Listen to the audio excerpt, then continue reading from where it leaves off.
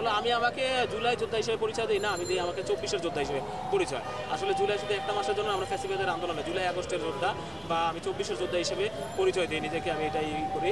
তো আপনার মনে করেন যে আমরা যে আশা দেখছিলাম ওইটা আসলে 20 ভাগ পূরণ হয়েছে। আমি যেটা বিভিন্ন গণমাধ্যমে বলছি যে হয়তো আমাদের বাক স্বাধীনতা আমরা পাইছি, কথা বলতে পারি, আমরা চাইলেই তারেক রহমানের সমালোচনা করতে পারি, মির্জা ফখরুলের সমালোচনা করতে পারি, ডক্টর ইউনূসের সমালোচনা করতে পারি। এই দিকগুলো একটা পজিটিভ দিক। আর 80 ভাগই পূরণ হয় না, আমরা যেটা চাইছিলাম ওই প্রত্যাশা এখন পর্যন্ত 80 ভাগই পূরণ হয় না। কারণ কি আসলে তাদের মনে আমার মনে হয় ক্ষমতার লোভটা বা চেয়ারের লোভটা তাদের মধ্যে বশ করছে মানে ধরছে। তাদের যেমন একটা কিংস পার্টি গঠন করা তারা চেষ্টা করতেছিল, যা ঘটনাটা আবারও বিভিন্ন লোকজন সমালোচনা করতেছিল, কিন্তু সেটা বাস্তব রূপ নিচেই আপনারা জানেন যেভাবে হোক। এছাড়াও উপদেষ্টা থেকে বের হয়ে যে গঠন করা হয়েছে দল, আবার কারো কেউ কেউ উপদেষ্টা বের হয়ে আবার ঢুকতেও পারে ওই দলে।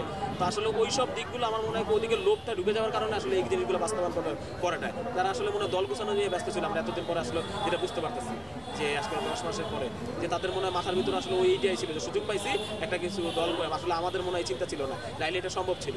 এই 10-11 মাস অনেক কিছু সম্ভব ছিল এই সরকারের, কিন্তু এটা করে না। আচ্ছা, আপনারা অনেকে অনেক সময় গণমাধ্যমে বলেন যে এনসিপি, আমি তো আসলে কোনো দলের নাম নিয়ে সমালোচনা, নতুন দল হয়েছে আমি আসলে চাই না। তারপর আপনারা বিভিন্ন সময় প্রশ্ন করতে হয়, যেটা হলে যে এনসিপি মানুষের কথা বলে আর অন্য অন্য দলগুলো কি পশুর কথা বলে? তারা মানুষের কথা বলে না, তারাও মানুষের কথা বলে। এখন আদৌ কে কতটুকু কথা বলে আর কে কতটুকু বাস্তবায়ন করে, এটা হলো সবচেয়ে বড় ব্যাপার। তারা মাত্র নতুন তাদের নামে যে মানে নতুন একটা খুলছে, এখনো নিবন্ধন পায় না। এখন যে অবস্থা তাদের দেখা যাইতেছে, ভবিষ্যতে তারা যদি পার্লামেন্টে যায় কি অবস্থা হবে আমরা এখনো জানি না। আর যাদের নিয়ে আমরা সমালোচনা করতেছি অন্য রাজনীতি, তারা পার্লামেন্টে গেছে, পরীক্ষা করছি, এই জন্য আমরা সমালোচনা করি তাদের ঘটনা। তারা মুখে কি বলতেছে, ওই দলগুলোও তো মুখে অনেক কিছুই বলছে, বাস্তবে আসলে কতটুকু করছে।